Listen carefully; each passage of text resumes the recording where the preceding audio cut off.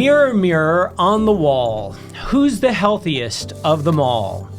Would your mirror lie to you? We're going to find out in today's podcast of Eat Plants, Feel Whole, a program that's designed to help you harness the healing power of plants and transform your health. I'm your host, Todd Chobotar. I serve as publisher and editor-in-chief of AdventHealth Press. Today, we're talking to lifestyle medicine specialist, Dr. George Guthrie, about his book, Eat Plants, Feel Whole. Welcome, Dr. Guthrie. Thank you. I appreciate that, Todd. Now, Dr. Guthrie, today, we're looking at this topic of, could my mirror lie to me? You've had some interesting experiences in your life when it comes to the mirror, looking in the mirror, that even dates back to early childhood. That's Take us into that.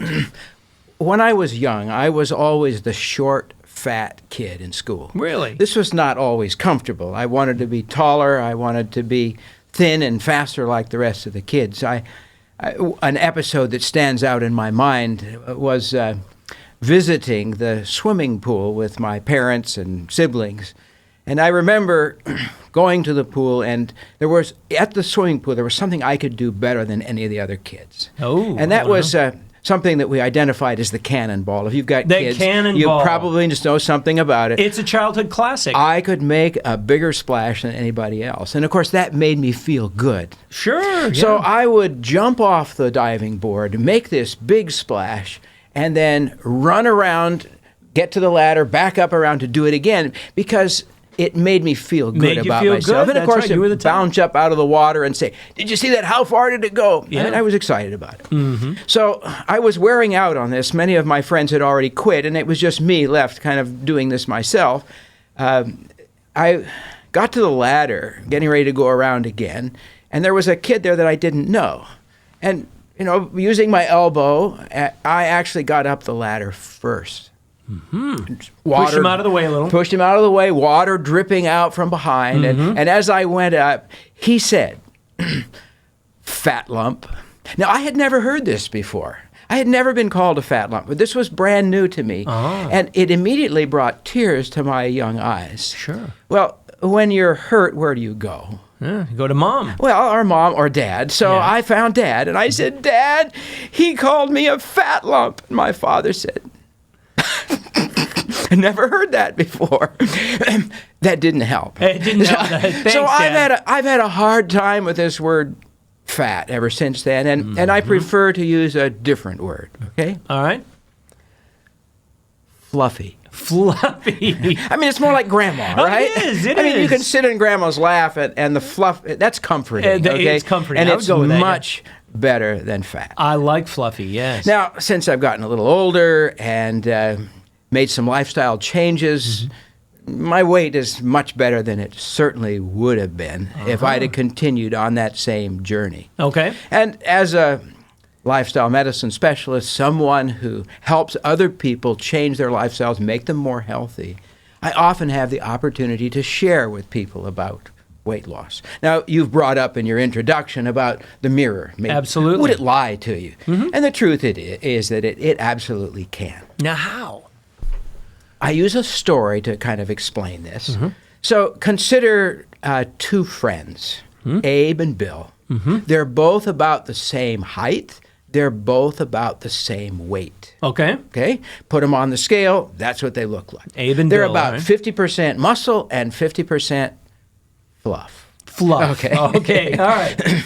So Abe and Bill decide they're going to lose weight. Abe does this every year.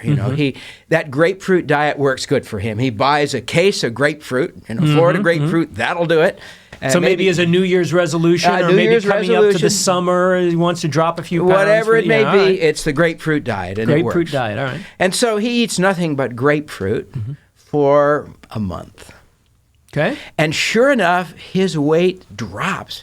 He's down 15, 18 pounds and really feeling good about himself. It works every time. Now, Bill, on the other hand, was looking through his local bookstore and ran across a book called Eat Plants, Feel Whole. I like that option. And he decided he would try this. So, yes, he kind of added some exercise, and he began to choose foods that were not calorically dense. Whole plants. Whole plant not foods, refined. So kind of in the package in which God created them. And as he ate those, there were fewer calories, and his weight began to come down. It was a slow sort of a thing. I mean, at the end of a month, he may be down 5, maybe 7, down a little bit. Yeah, a little and he's bit. happy about that. Yeah. He's feeling healthy. So Abe and Bill are downtown, who knowsville, and they meet each other in front of the barber shop. And Abe says, "Hey, Bill, you're looking good. What you been doing? Losing some weight?" "Oh, yeah. How much have you lost?" "Well, I've lost like 7 pounds." "Oh, that's great. What did you do?" "Well, I ate I got this book, Eat Plants, Feel Whole, and I followed it, and it worked. But Abe, you've also lost some weight. How much have you lost?"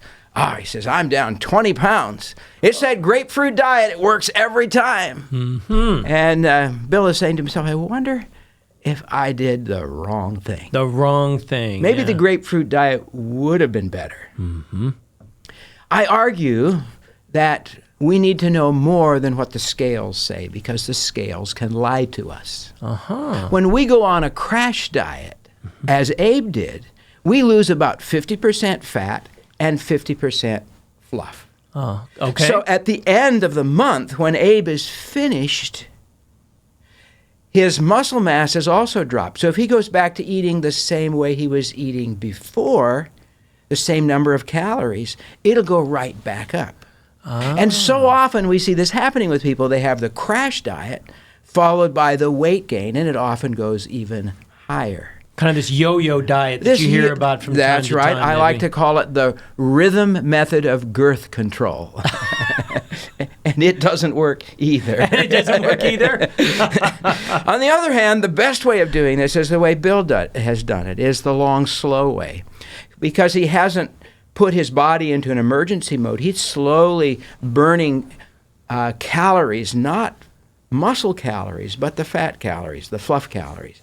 And as those leave, he's losing the stuff he really needs to get rid of. And inside his body, he's getting healthier.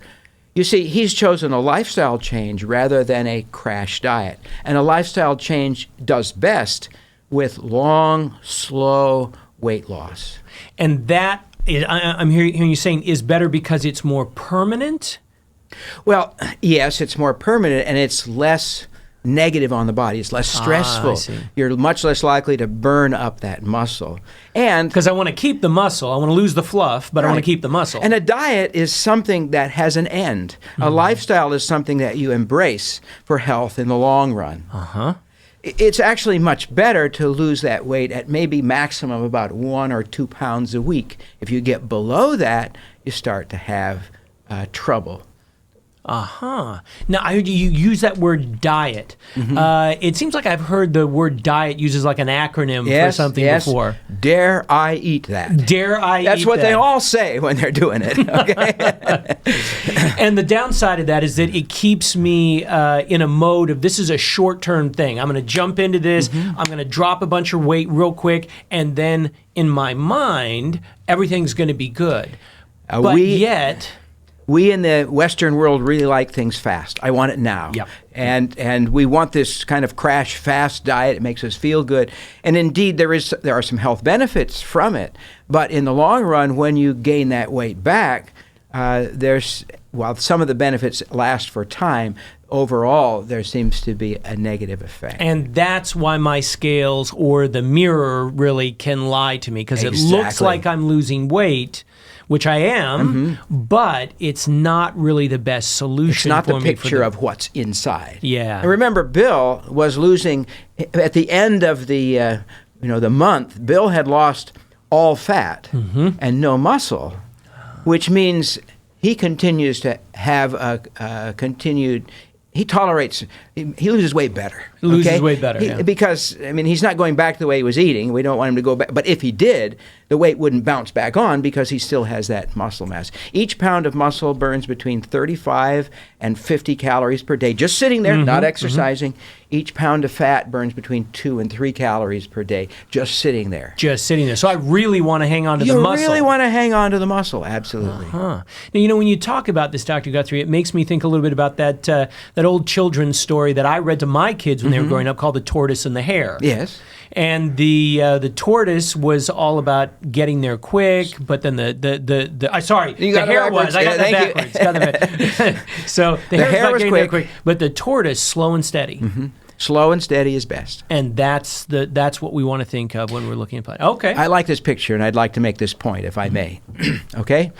If one loses a pound a week for a year, taking 1 week off for Christmas and your birthday, okay? Seems fair. That's 50 pounds a year, right? So if you weigh 250 pounds, first year, you're down to 200. The next year, you're down to 150. The next year, you're down to 100. The next year, you're down to 50. And the next year... Somewhere in that process, it seems like I'd want to stop. The physiology does that. The closer you get to your ideal body weight, the harder the weight tends to come off. Your body tends to stabilize that off. It's much harder for someone who's at their ideal body weight to lose 20 pounds than for somebody who's 150 pounds overweight.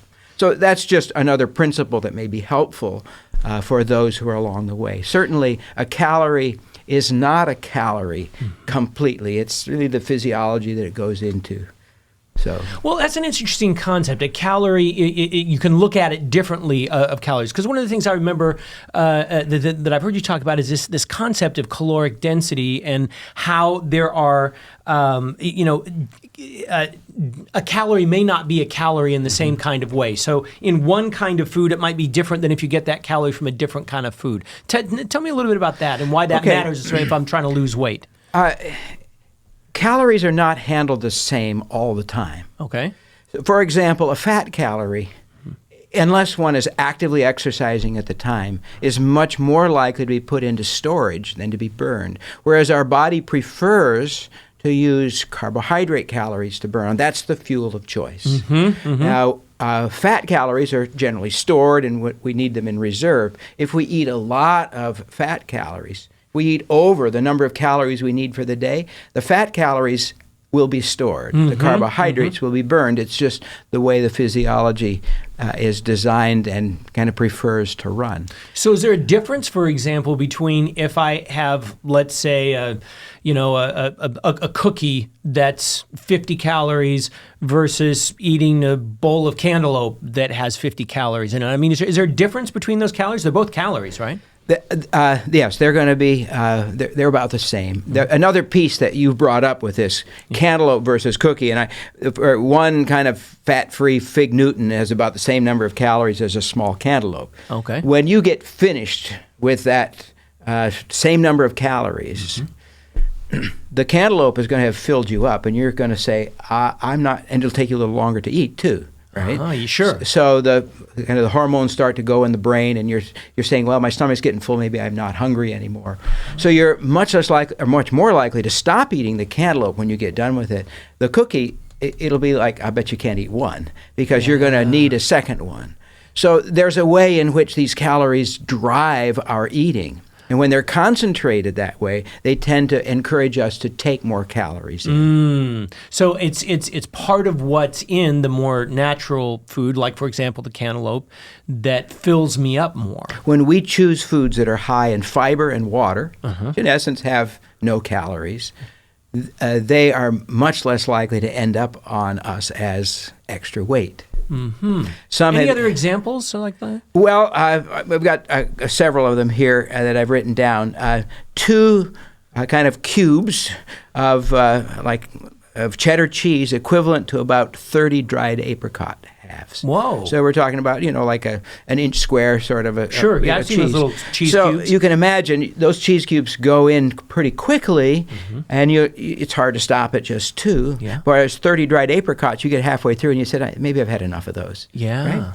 Another one is you get 8.5 ounces of gummy bears, right? Oh, yeah. I'm familiar with those gummy bears. Equivalent to about a cup of cantaloupe.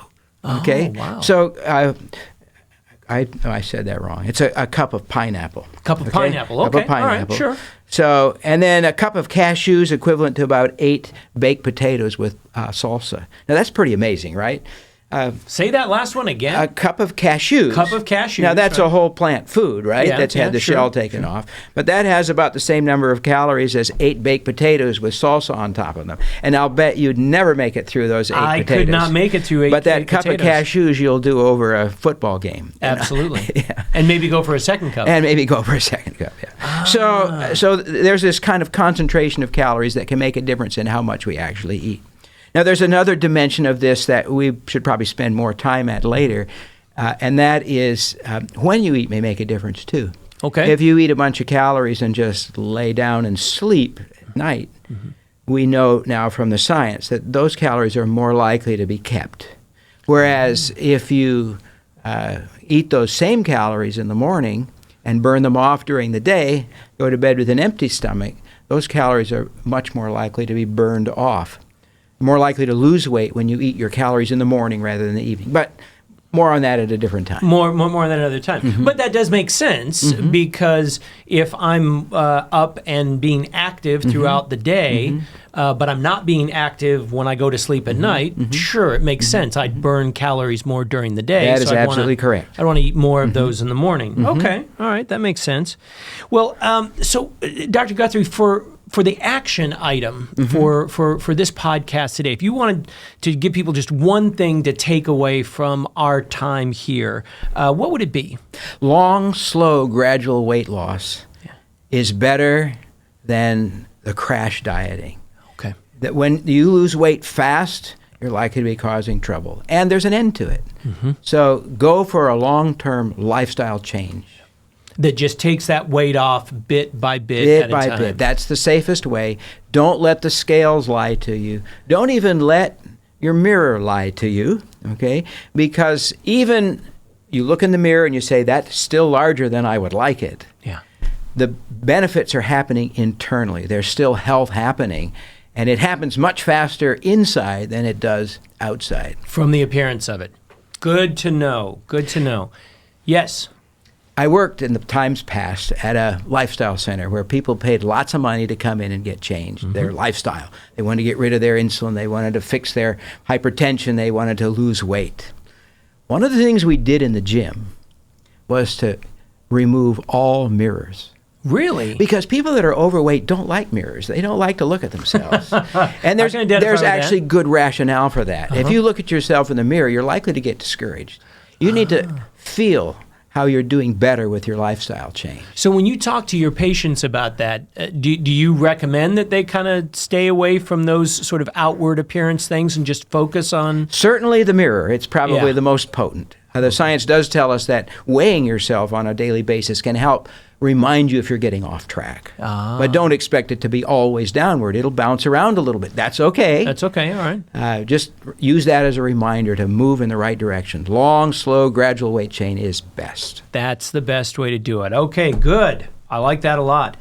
Now, in your book, just as we're wrapping up here, you have a number of free resources that you offer to people. Yes, on the website. On the website, if people go to Eat Plants Feel Whole, and I'm grabbing a copy of your book in my hands right now, and I'm looking at this bonus page that you've got at the end of the book, and one of the resources that you offer is something called My New Recipe Rotation. This comes out of chapter 13 in the book, in which you talk about helping people to get into a new rotation of kind of frequent recipes. Tell me a little bit about that. Most people, and if you'll stop and think about it for yourself, we have the same kind of meals in our family that we tend to do in a rotation. And generally there's 15, maybe 20 that are usually kind of repeated over and over again. I mean, it's easy to know the recipe. Everybody's going to like it. So you repeat those. Yeah, that makes sense. So one of the ways of managing a lifestyle change is to begin to change those one at a time. Turn it into a journey. Turn it into an expedition to find a new meal that's healthier to take place of one of the others. And as you find that, let it take its place. And you do that, one a month, and pretty soon that whole cycle is changed into a healthy cycle. So it's one of the kind of tricks or tools that one can use to move to a healthier lifestyle. That makes sense to me, because when I think about my own family, and I've got 2 kids, there tends to be really just a handful of recipes or dishes or meals that when I'm a busy parent and my wife and I are, both working full time and we come home, we kind of default to. It's like, okay, well, we know this is a family favorite. We know the kids are going to eat this. And so there really are maybe, half a dozen or so, particularly in the evening meals that we kind of go back to over and over again. So you're saying this is one tool that can help me to just make some healthier choices and options. Do it one at a time. Don't try to jump in all at once. That may be too much for the family, but to get there, get to your goal, do one at a time and make it fun. One at a time. Good. And so folks can do that using my new recipe rotation, free resource that's available if you come to eatplantsfeelwhole.com, where you can download that resource. Dr. Guthrie, thank you so much for spending the time with us today. It's been a pleasure. Thank you, Todd. And you've been listening to the Eat Plants, Feel Whole podcast. This is a limited edition, 15-part series where our goal is to help you to harness the healing power of plants and to transform your health. I've been your host, Todd Chobotar. If you would like to find out more about Dr. Guthrie's work, you can go to eatplantsfeelwhole.com. And while you're on the web, I hope that you'll also come and discover some great resources for you that are available at AdventHealthPress.com. And while you're there, don't forget to sign up for our free newsletter. It has healthy living tips, leadership wisdom, and we have lots of regular giveaways that we do as a part of that newsletter as well. So, thank you for joining us today.